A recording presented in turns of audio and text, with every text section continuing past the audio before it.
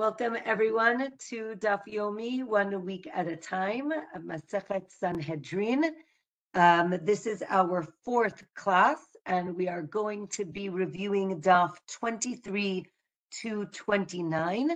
I was asked to dedicate our learning tonight, Li'ilui Nishmat, in memory of Zohar's father, Harav Menachem ben Avram Binyamin, whose yahrzeit was this past Sunday. So we wish Zohar Nechama, and may his neshama have an aliyah. Okay, Daf 23, we are going to be beginning the 3rd chapter. And in this chapter, we are going to be discussing how the courts are going to be set up. And we are going to see how the judges are chosen, how the witnesses are chosen, and how things proceed.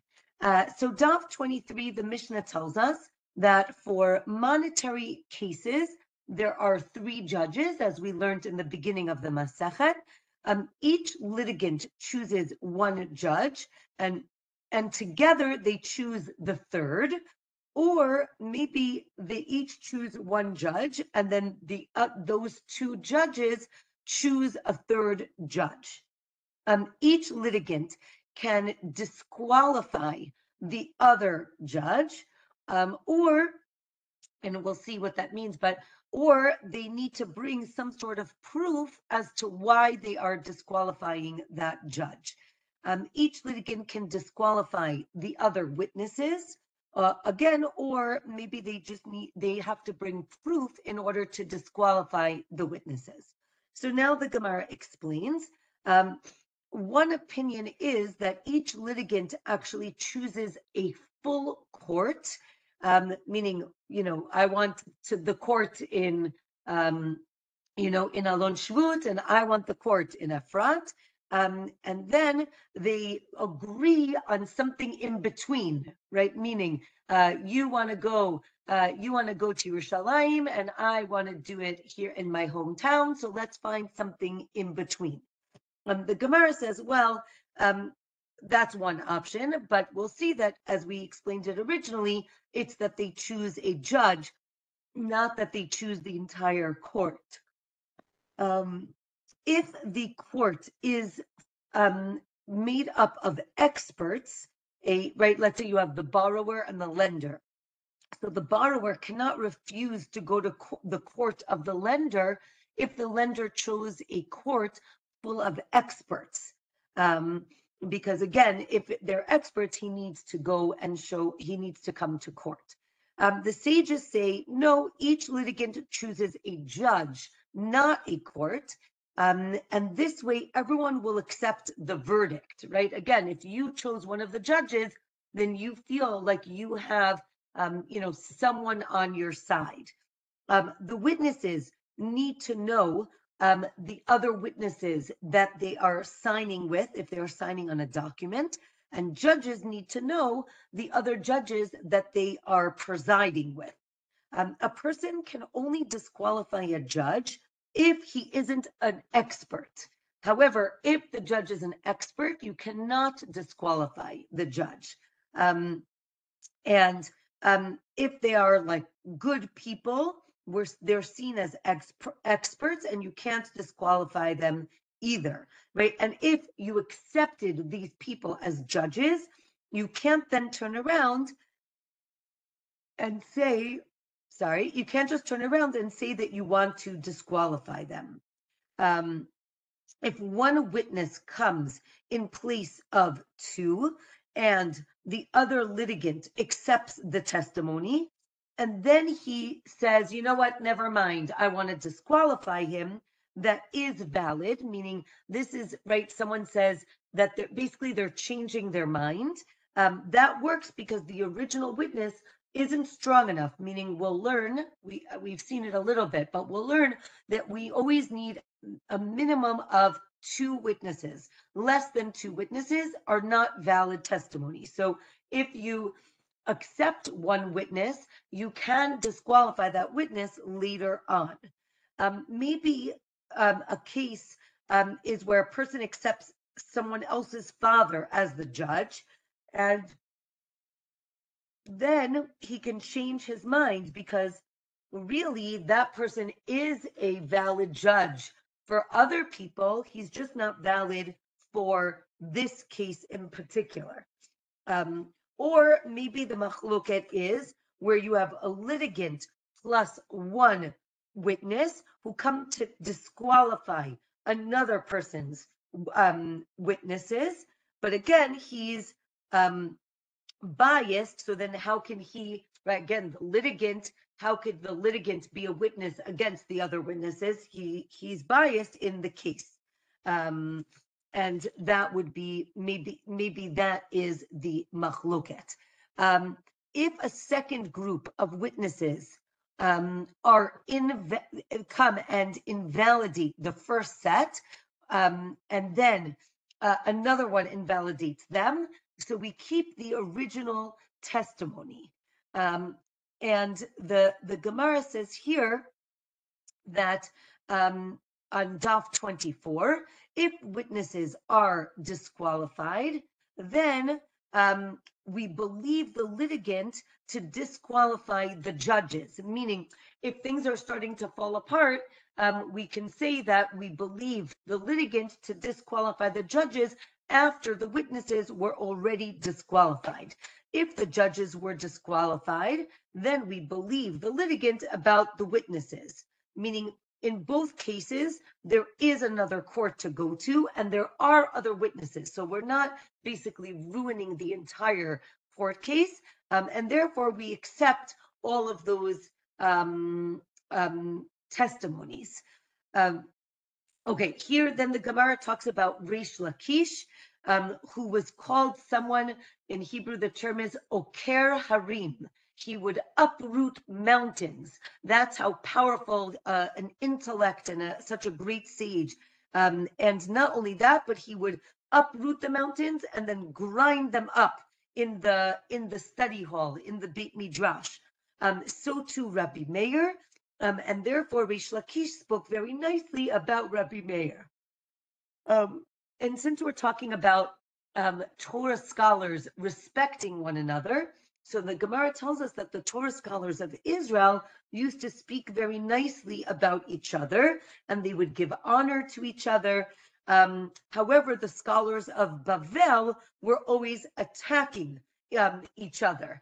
And the Gemara gives the image of the scholars in Israel were like oil. They were very smooth in a nice way. And in Bavel, they're like olive trees that are bitter like olives. And therefore we see that there is an issue of the way that scholars used to speak to each other in Bavel as opposed to in Israel. Okay, the next Mishnah on Daf 24.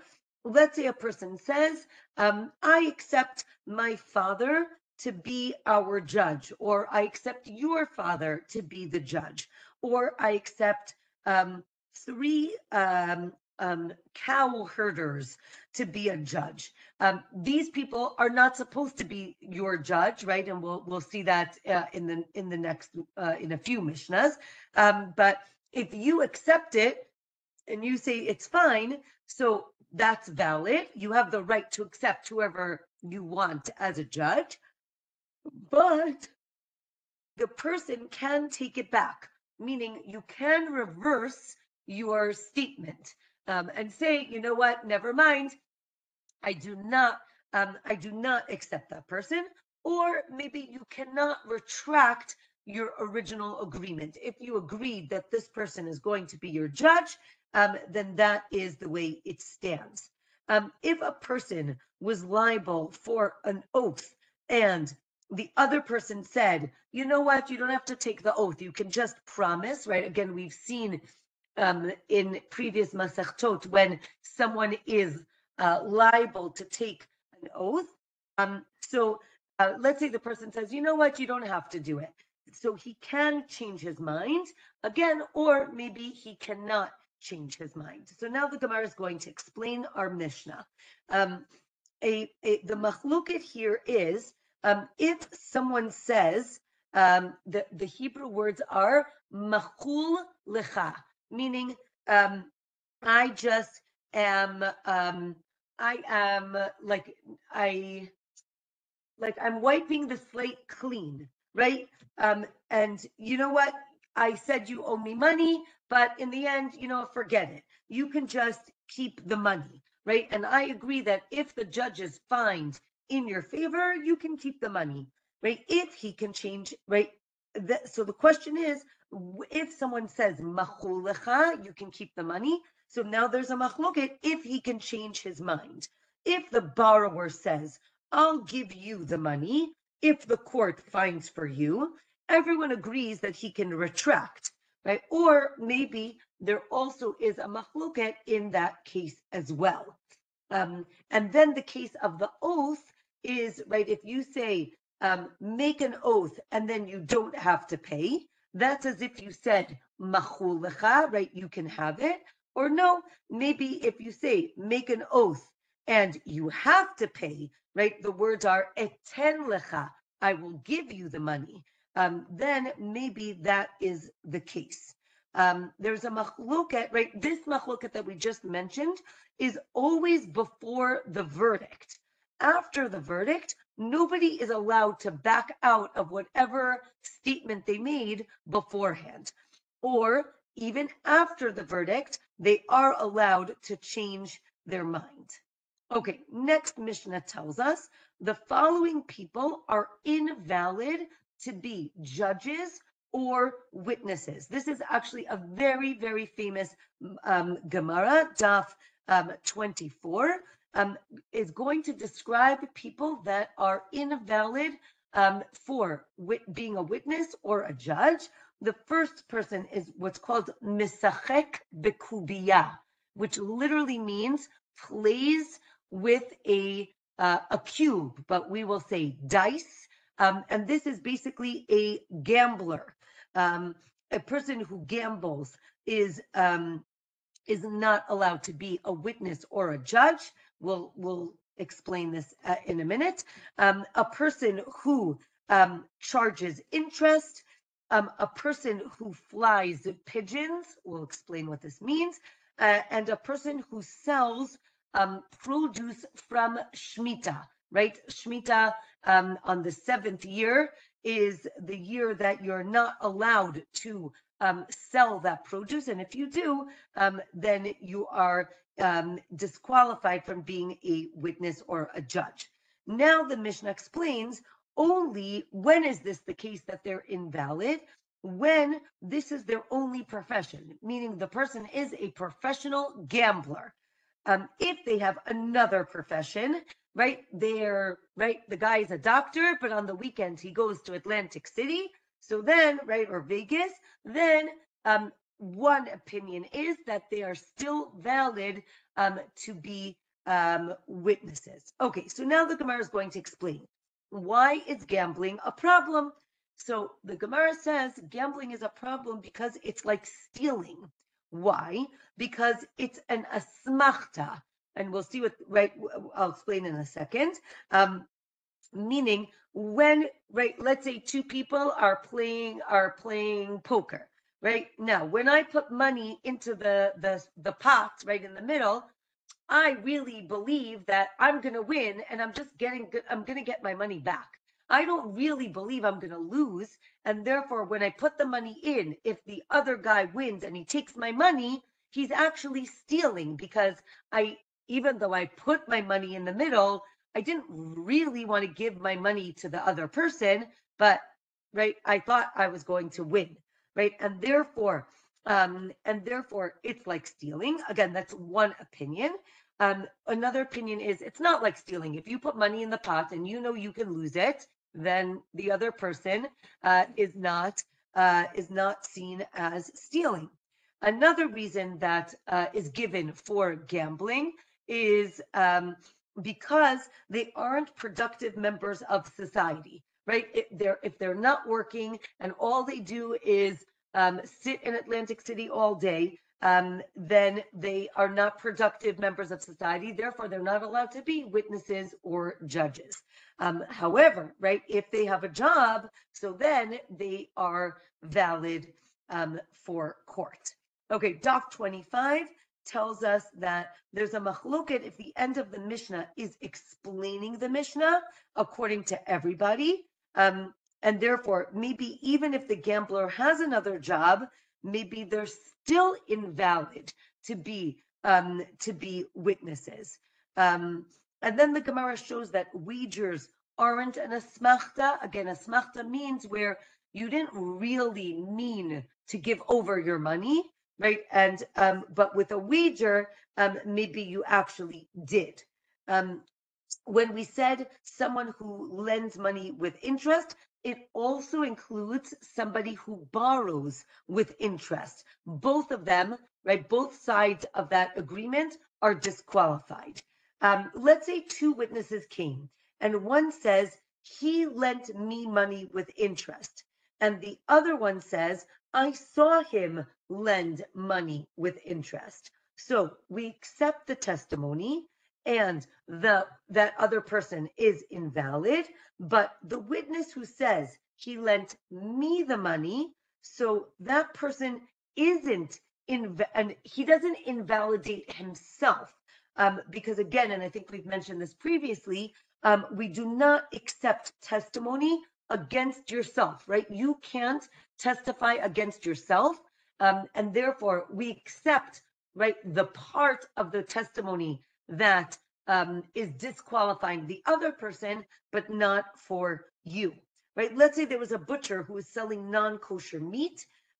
So they made him disqualified for being a witness. And the only way to, right, how do you get out of that? How do you make amends? How do you repent? You would have to move to another city and show a willingness to suffer the financial loss to avoid sin, right? Why do people, and I remember growing up, there was once a huge scandal in the kosher butcher in another community near us that I think they were also bringing in non-kosher meat. Why do they do that? And basically the Gemara is saying they're not doing it because they want people to eat non-kosher. They're doing it because it's cheaper, right? Meaning the idea is financial, right? And if the idea is financial and you're cheating financially, that is going to disqualify you as a judge or a witness. Okay, next we have these pigeon flyers. There's a machloket what this means. One option is that they are racing these pigeons. Another opinion is that they use the pigeons as decoys to steal other pigeons from either other people or from the wild. Well, it wouldn't be from the wild because then it's not called stealing, right? So it would be from other people. Or maybe they're not really stealing, right? Again, maybe there's, right, one could say, what's the difference between this and gambling, right? Maybe there's two types of gambling, right? One is up to you and one is up to the pigeon, right? If I'm playing poker, so I'm Ki'ilu, right? I'm Ki'ilu in control, even though you're not. But let's say you're in control. But if I'm racing pigeons, I don't have any control as to how the pigeons are going to fly. Or maybe the opposite. Like maybe when you race pigeons, apparently they would like clap or do something so that you did have control over. Whereas, as I said, right, poker, dice, things of chance, you don't really have any control over. Okay. The Gemara also says that for gambling, you can't even play. Let's say you want to do tshuva, right? And you want to say, okay, I'm not a gambler anymore. That person can't even play without any money, right? Because again, it stimulates the gambling experience, right? And if it's about the lenders, then we have to make sure that they don't even lend non-Jews with interest. Again, the Gemara shows how each type of person can do tshuva and repent for and basically become requalified to be a witness or a judge. Okay, and the Gemara just tells us, by the way, when we said racing pigeons, it doesn't necessarily mean pigeons. It means any type of animal, right? Any type of, again, gambling. They also added robbers to the list. The Gemara says, wait a minute, that's deoraita. We know that someone who's a robber or a thief is not allowed to be a witness. Rather, we're talking about someone who takes something that was found by a minor or somebody who's deaf mute or who's insane, meaning they don't have any control over what they found. They also add a person who takes something forcefully, even though he pays for it, right? He coerces the person to sell them something. He also is invalid for testimony. They also added shepherds because they used to bring their animals to other people's fields, and therefore they are disqualified. They also added tax collectors. They used to take more money than they actually needed, and therefore they were stealing. Right? Shepherds, as we mentioned, those are for sheep or goats or cows. And then the Gemara says, no, not cows. Only for sheep or goats. Okay, and then there's a story about, so we were just saying how tax collectors were these, what's the word? Dishonest, corrupt people. So then the Gemara says, wait a minute, there is a story about an honest tax collector who used to tell the sages when to hide when an official was coming, and then he would tell other people to hide also so that they wouldn't charge the city as much of a high tax. And then when this tax collector died, he actually, he also returned money that he collected if there was left over, right? He wouldn't keep it for himself. On Daf 26, the Gemara tells us that originally the people who would gather Shemitah produce were valid to be witnesses, but those who would sell it were invalid. But then people would actually pay poor people to go and collect the produce from the 7th year so that they could sell it. And then they said, you know what, forget it, everybody is disqualified, right? The people who collect and the people who sell it. Or maybe they first used to say that both of them were disqualified, and then when the government said that you still need to pay tax on that, they used to actually plant on Shvi'it, and therefore they said those who go to gather are valid witnesses, but those who sell it are invalid. Okay, and then since we're talking about Shemitah, Rish Lakish saw a man plowing on Shemitah, on a Shemitah year, on the 7th year when you're not allowed to plow, and he could have said that he was just hired by somebody else, and then he saw another person who was working with vines, again on Shemitah, and he called him a Kohen, a priest, because he realized that the priests were actually less careful about Shemitah, because they were used to having things in their house that they weren't allowed to eat, right? If it was truma, that was impure, and therefore he saw that they were being lax, and the rabbis didn't want Rish Lakish to be involved in calculating the leap year because he was so argumentative on the whole way to get to court. And he thought that 2 of the rabbis were liable for not rebuking the people about Shemitah, and therefore they weren't able to be part of the group who were calculating the leap year.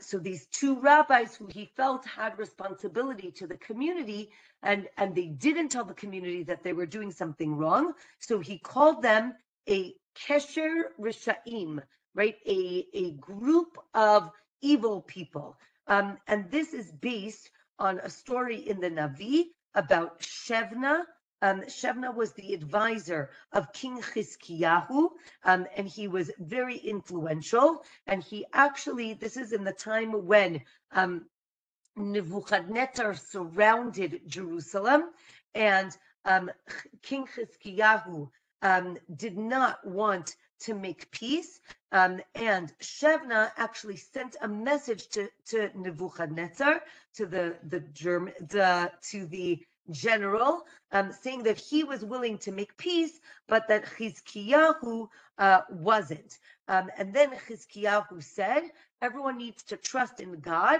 And he said that people who are with Shebna are called Kesher Rishaim, right? People who plot, people who do bad things. Since we're talking about this topic, the Gemara continues and tells us that Yeshayahu, the prophet, came to Shebna and said that he was going to be punished for trying to overthrow Chizkiyahu, and he gets sara'at, he gets leprosy, and he will end up wandering the land. And in the end, Shebna was left alone outside the walls of Jerusalem, and he was killed by Nebuchadnezzar's army. Okay, if gamblers have another job, they are valid witnesses. Okay, now we need to proclaim in court that people are invalid witnesses, meaning you can't just say it on the street. You have to make it official and go to court, and like, I guess, file a complaint that these people are disqualified. The Gemara says maybe not for shepherds, maybe you don't even need to file a complaint. It's clear that they are disqualified.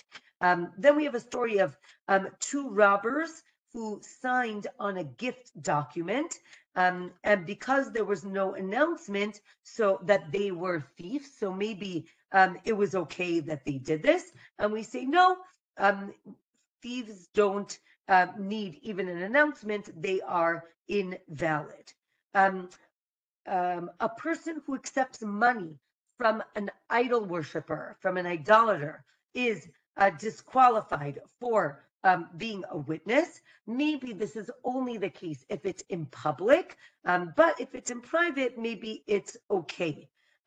Someone who is suspected of having an illicit relationship is valid to be a witness, or maybe no. But it's obviously very clear that that person cannot give testimony for, let's say, a married woman, because they might have vested interest in that. A person who steals in the month of Nisan or Tishrei, right? Basically, the month of Pesach and all the Chagim of, Rosh Hashanah and Yom Kippur, Sukkot, they are not invalidated for being a witness.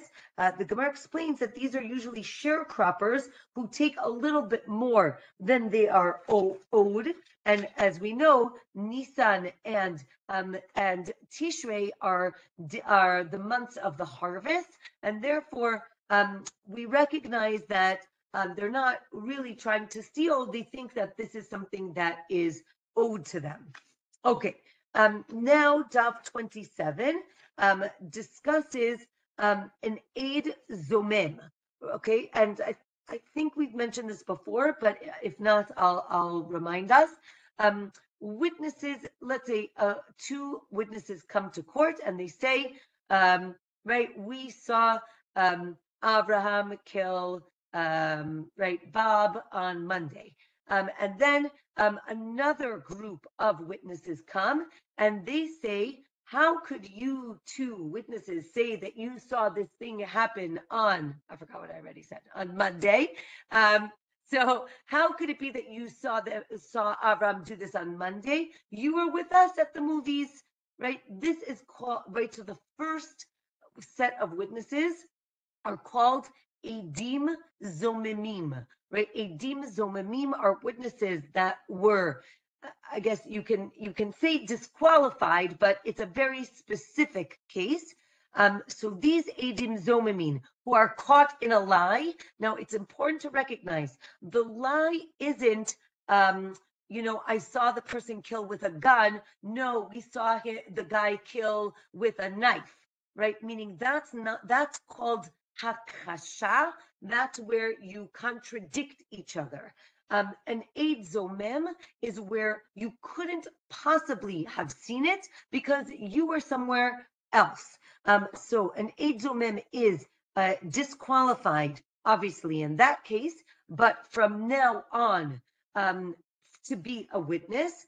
And now there's a machloket.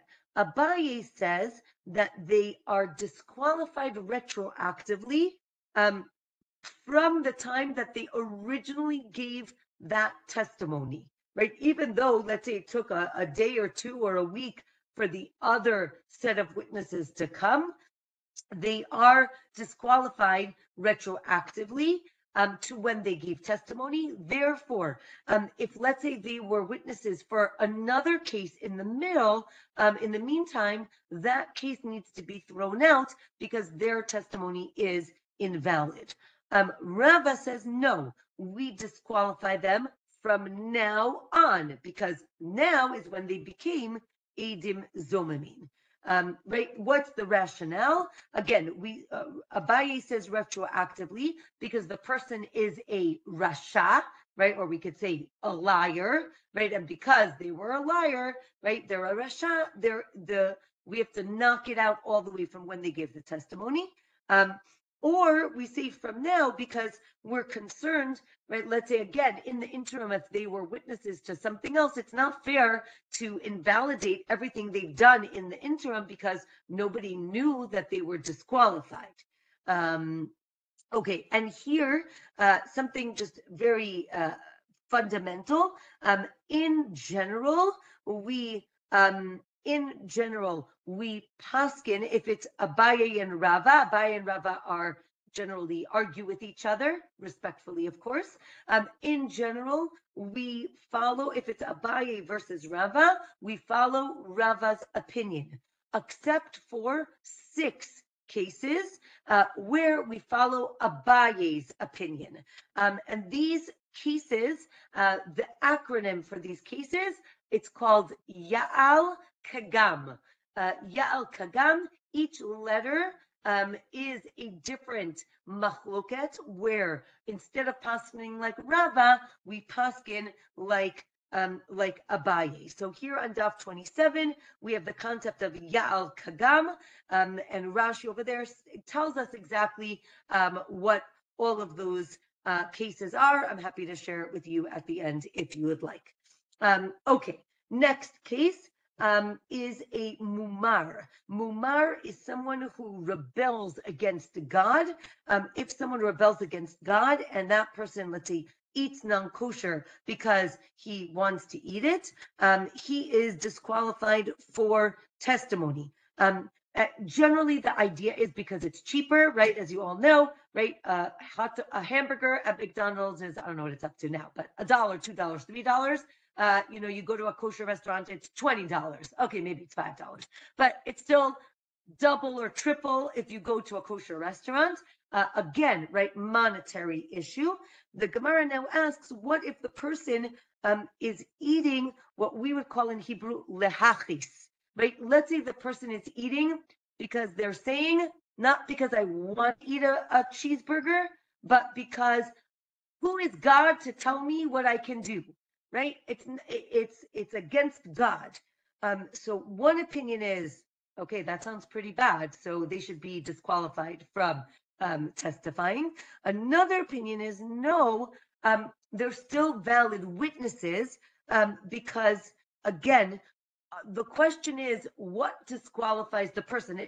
We're not talking about someone who doesn't keep all the mitzvot. Rather, it seems to be someone who it's dealing with monetary issues, right? If they're stealing or something like that, and therefore they would be disqualified. Okay, back to our Edim Zomamin, where we said that they're disqualified. The Gemara now asks, are they disqualified for any case, or maybe only for, right, again, maybe if the court case was a capital case, so then maybe they are disqualified for everything. But what if they were an eid zomen for a monetary case? Maybe they are valid for a capital case, right? And the question is, right, do we disqualify them across the board, or are we more specific? And actually, when I taught this, somebody in our group had a very important point that I would imagine getting valid witnesses, right? Getting witnesses at all to a crime sounds like it is already complicated. And then if you're going to disqualify them for numerous reasons, it's going to be complicated. How are you ever going to take somebody to court? So maybe we want to be a little bit less strict, so that we are able to, bring people to court. We'll see this more as we continue in the next daf.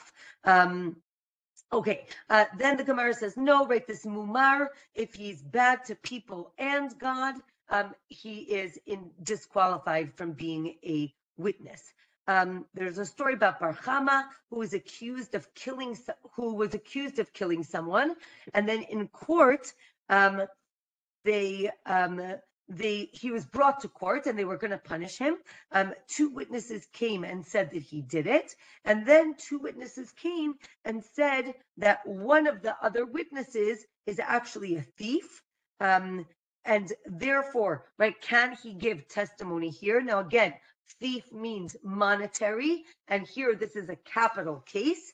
And then the Gemara says, right, that we actually do accept that, and that witness was thrown out, and then he basically went free and was very happily saved from getting punished.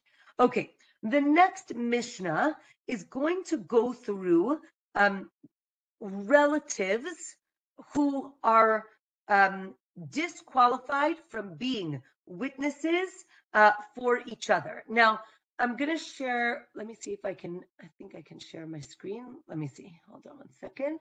Okay, I'm going to share my screen for a minute.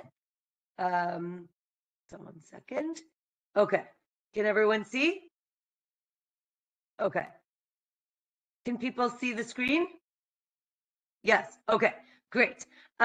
So these are slides that were made by Hadran. Hadran is a website that is amazing. And if you remember, this is going to take us back to Yevamot. So the following people are disqualified from being witnesses. Who's disqualified? Right, brothers are, right, 1, right, we have Yaakov is the person in court, so 1 is a person's brother, and we'll see, and his son-in-law, I'll read it and then we'll look at it, right? The Mishnah says a person's brother, an uncle from either his mother or his father's side. Here, let's see if I can, here, Yaakov. So you see, number 1, Yishmael is his uncle. And then, right, the uncle from the father. And then you have the uncle from the mother, right? Basically, we're going to, at the end, say also their children and their sons-in-law. So I'll just show that to you again, right? Yaakov is the person. Number 1 is Lavan, right? His uncle from his mother, right? His mother's brother, plus the uncle's son, right? That's number 2, and the uncle's son-in-law, that's number 3, right? So each one of these people is going to be disqualified, right? And then we have a person's, wait 1 second, hold on. Here, a person's brother-in-law. That's, you see, that's from Yaakov, right? The husband, and again, the son and the son-in-law. And then the aunt's husband, here you can see the guy in red is the aunt's husband, and then the mother's, the mother's husband, and then the mother's, right, basically, here's another, here's another aunt's husband, right, the aunt's husband, and now here's the mother's husband, right, who's not necessarily the father, right, so the mother's husband, and again, right, his son and his son-in-law, and here we have a person's, right, father, or again, and son-in-law, or a person's brother-in-law, right? So that's number one, right? Brother-in-law. And again, as we said, them and their sons and their sons-in-law. Let's see. Okay. And the Gemara adds a stepson is only invalid, but it doesn't continue down to his son and his son-in-law. Okay, that's it for those slides. And we'll get to other pictures in a minute. This is all according to Rabbi Akiva. So like all those people around, right, those like immediate relatives of a person are disqualified from giving testimony. But an earlier Mishnah had said it's only the uncle and the uncle's son or anybody who would inherit him. Anyone who is currently a relative at the time of the case is disqualified, but if at the time of the case they are no longer related, right? If somebody got divorced or somebody died, so then they can give testimony. But the Gemara says, right, let's say it's a son-in-law, let's say the daughter died, but there are grandchildren. If there are grandchildren, the son-in-law is still seen as related. The Mishnah continues, a friend or an enemy cannot give testimony. Who's a friend? A friend is a shushvin. You remember we discussed like the best man, the groomsman, and we'll discuss more. He cannot give testimony. And an enemy, who's an enemy, someone who you didn't speak to for 3 days because you were upset at them, not because you were busy, but because you were mad at them. That's called an enemy. And then the Gemara says, no, we don't suspect that people are going to lie, and therefore they are, those people are accepted. Second. Amen. Thank you. Okay, now the Gemara says, how do we know that all of these people are disqualified? It's based on a verse. The verse says a father won't be killed because of the son. And what does that mean? So maybe you think that it's because of the son's sins. The Gemara says, no, it can't be about their sins because we know that that's not the case. Rather, the father won't be killed because of the son's testimony. And the son won't be killed because of the father's testimony. Now, the Gemara says, really, a son isn't punished for his father's sins, but we do have a verse that says that they are. So the Gemara says that's only if the son continues in the father's sinful ways. Then they're punished. But if not, then no. A verse teaches that a person can be punished because of his brother. Right, why? Because, right, the very famous idea of Kol Yisrael Arivim Zelazeh, right? All Jews are responsible for one another. It doesn't mean that if you sin, I get punished. Rather, it means that if a person had the ability to stop that person from sinning and they didn't, then they're liable. But if not, then not. Okay, Daf 28. Right, based on the verse, the fathers and sons can't testify for each other. Also, brothers can't testify for each other, and also first cousins. We also learned that two brothers can't testify together for somebody else, right, for their neighbor, right? They can't be together in testimony.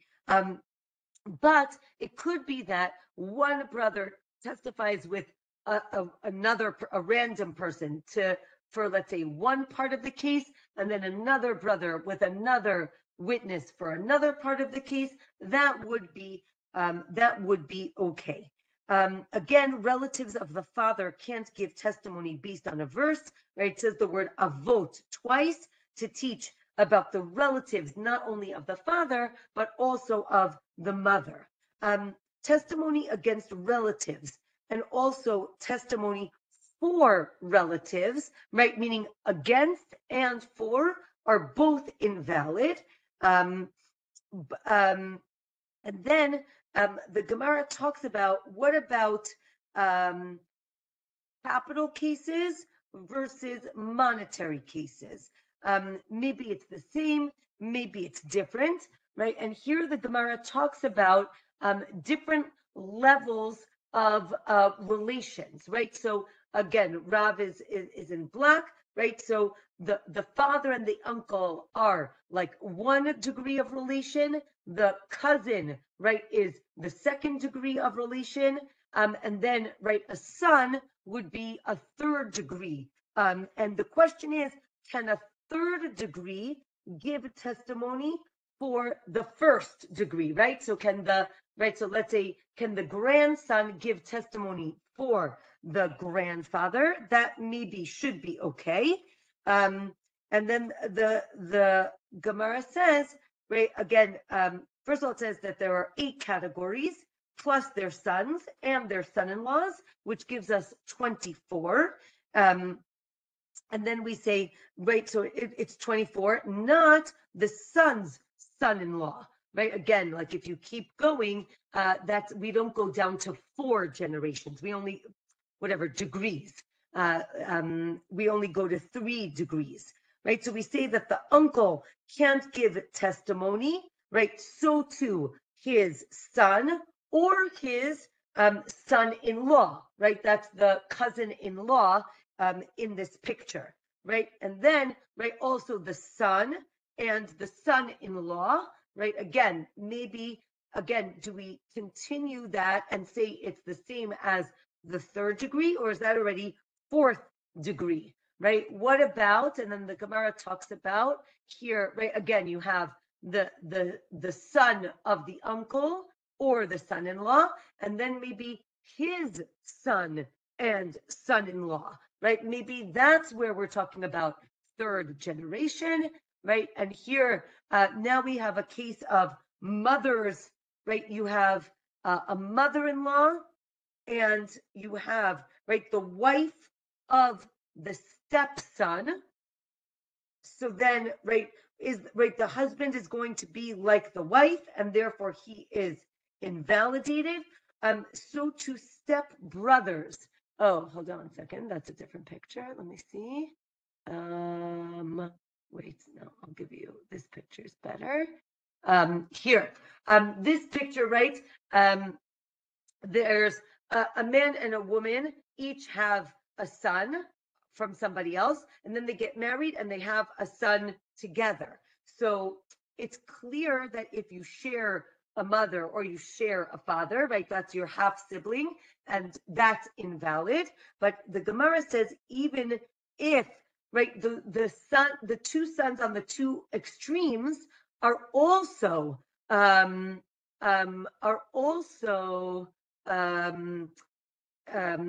invalid because they share a half sibling. Because they share a half sibling, they are disqualified from giving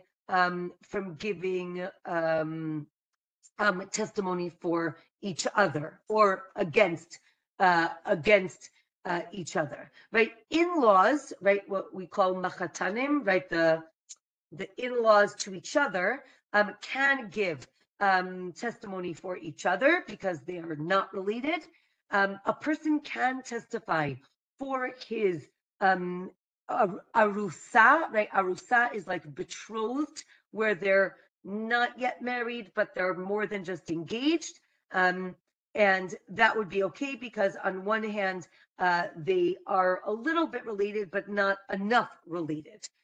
We talked about the brother-in-law and or, right, only the stepson, right? Again, with the brother-in-law, is it him and his son-in-law? Whereas for the stepson, it's only there. It stops there.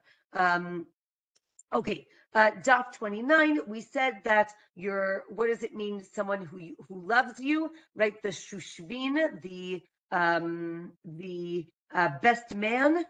So when is he invalid to testify? That's only during the 7 days of the wedding party. That's when he can't, but afterwards he can testify either for or against the groom. A verse teaches that the enemy and the friend can't give a dut, right? Can't give testimony or judge, and it's based on a verse. Also, two sieges who don't like each other cannot judge together on the same court. Okay, next Mishnah. How do we go about a court case? What do we do?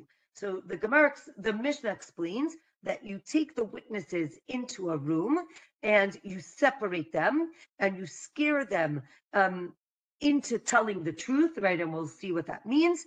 And then let's say a witness says, someone told me that so-and-so owes so-and-so money. That's not valid testimony. It can't be I heard. It has to be I saw, right? Or he admitted in front of me that he owes so-and-so money, or I saw the transaction. If the other witness corroborates the statement, so then we accept the testimony. If two judges say, right, again, like acquitted, and one says, right, innocent, yeah, whatever, acquitted or right, guilty, right, they have to pay, liable. So then we go according to majority. But if again, there are three judges, right? So if two judges say, again, liable, but one of them says, I don't know, now we don't say 2 versus 1 because I don't know doesn't count. Then you have to add another judge. That's not right. That's not good enough. When they decide, so they bring everybody back in and they say the verdict. They do not say which judge voted how, right? You don't say who voted for what. Okay, next. So now the Gemara is going to explain, right? How do they scare them, right? They basically say to them, right, if someone paid you off to give this testimony, it's going to lead to hunger in the world. It's going to lead to terrible things. Right? And the Gemara describes all of these scary things that they could say. Let's say, right, and then they say that a man has to say, you are my witnesses. Then they can be witnesses. But let's say a person admits, I owe you money. That's not enough to collect because he didn't appoint any witnesses, and he could just say, oh, just kidding, I didn't really mean it, I didn't say it. Or maybe if he doesn't say just kidding, so then we do believe him, even if he didn't say, you are going to be my witnesses. And then the Gemara says, right, maybe, right, don't add things, right, don't embellish, right? There's like a statement, right? Kol hamosif gorea, right? If you add or embellish, you're going to end up getting messed up. And the Gemara gives the story of Eve, of Chava, right? With the serpent, with the nachash, right? Basically, God tells them not to eat from the tree. Eve says to the serpent, oh, we're not allowed to touch the tree, which is not true. He pushes her into, this is all a midrash, right? But he pushes her into the tree and he's like, you see, you touched the tree, you didn't die. And she's like, oh, I guess I didn't die. I guess I can also eat from the tree, right? Because she got in trouble by adding to the original statement. From here, the Gemara starts to discuss the concept. Again, we were talking about appointing witnesses. So the Gemara says, can you write something down if the person didn't say, write it down, or you are my witnesses? And it really depends on the case, and we will discuss more of that next week. Okay, I see we have 2 minutes left. So if anybody has any questions or comments or statements, I am. You want to go so hard? Go ahead and go. No. Okay. This is an hour ago. Do you remember when you said that I don't know what he is, goes back out into his field and he takes more than he should have taken, but he's not punished for what he took because his excuse was he was entitled to it. That's, first of all, ludicrous. That is what every thief thinks. Why wasn't he held accountable for that? Okay, right. So you're right. If it's really stealing, obviously he's a thief and he is disqualified. Here it seems to be a very unique case of sharecroppers, right? If you remember, we have discussed this before with sharecroppers. It's not always so clear what's mine and what's yours, and therefore, because things are a little bit gray, we say that maybe he took a little bit extra because he thought it was his, but really, right, it wasn't his. He thought, but that helped. Correct. No, that helped. Correct. Moly. No. Yes, these dapim were very long. I had like more than I've ever had of pages of to go through, but we did it. So good job, everybody. Thank you. I wanted to mention, you said about somebody who gambles. So years ago, Rav Ovadia said that you're not allowed to buy a lottery ticket because it's like gambling. But he said his caveat was, if you are, while you're buying it, you're saying, I don't care if I lose, and the money is going to go for all kinds of good things, because the lottery in Israel, it goes to build, gymnasiums and stuff like that. So then you're allowed to. Fascinating. Yep. I've heard that, meaning a lot of people say, I'm going to buy lottery tickets because, it's almost like tzedakah. You're giving money and they're using it for public works, and they build beautiful things. I don't know, what do they do in America with the money that they take from, I guess it goes into the pot. In their pocket. Right. So in Israel, the money goes to like public works and community centers and things like that. So recreation centers and gymnasiums and stuff like that. Yeah. Rabbi, and I want to tell you, sometimes when you teach something, you have no idea of the ramifications of what you have said. I have tortured myself for a week, not knowing if I should tell a student of mine that she should not be involved with a family member who is a criminal because he's laundering money. But you just told me that I am responsible for every other Jew. So thank you so much. So I'm going to stick my neck out and try to tell her to back off from her brother. Again, you have to, it's a little bit more complicated. You have to, if she will listen to you, if she will take the advice, if she's going to say, I'm never talking to you again, I don't know if it's worth ruining the relationship. But if it's something that you can say, I'll be careful. Yeah, be careful. Again, I think it is important to feel that responsibility, and we want to help everyone around us, and we have to be very sensitive and very careful. Okay, but thank you. Yeah. And it's also very liberating to know the wisdom in all of that balance, in that we're taught by Chofetz Chaim and others that, first of all, you might not be one who is in a position to be authorized to bring rebuke. Next, if you are, you have to judge your motivations. Do you want to do it to feel better, or to, I'm worried then if you've judged yourself as righteous, you can again think about going ahead. But also, if you realize that person is never going to receive what you have to say and do anything with it, and this is done privately, etc., you are not obligated either. I mean, there's so many shades, like you said, Robin, so many shades. So it's a beautiful study, so we can be prepared and ready to really study these laws. Yeah, it's like with the Shabbos, when if you say to someone who's violating Shabbos, if they're going to listen to you, your friend, meaning you're on the same level. If you're going to say something to them and they're not going to accept it, so first of all, they may not have known it before. That's so now, not, Zohar, I have to say it. I know, I can feel it in my heart. It's so peaceful. I'm not addressing your case. I'm just saying in general, Yeah. like for Shabbos. So Yeah. Okay. if you're going Listen say to your something- heart. Yeah, if you're going to say something and the person is not going to accept it, all Well, you've at done, least I did what I felt like I should. yes, but in the Okay. case of Shabbos, Yeah. so you're basically it could be that the person didn't know, and now that you're telling them, it's not allowed what you're doing, you shouldn't be They're doing it. Israelis, and I don't think they know our laws.